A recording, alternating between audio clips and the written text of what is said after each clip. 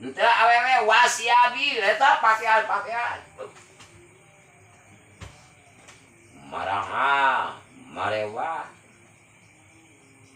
Teu resep tajayun. Begitu. Sekana kagimbi. Matakan teh jalma ahli tasawuf mah dina sagala bidang ge sederhana.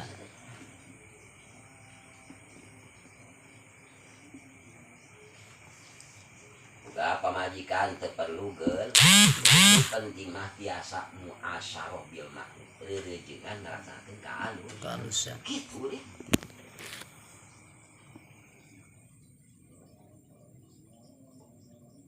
Urang mah usahakeun pakaian para ulama ahli tasawuf saja. Nu penting mah bersih sah dipakai ibadah. Teu perlu mah.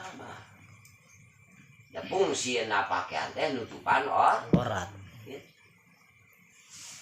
Dari bersih ngaran dipakai ibadah sah. Gitu.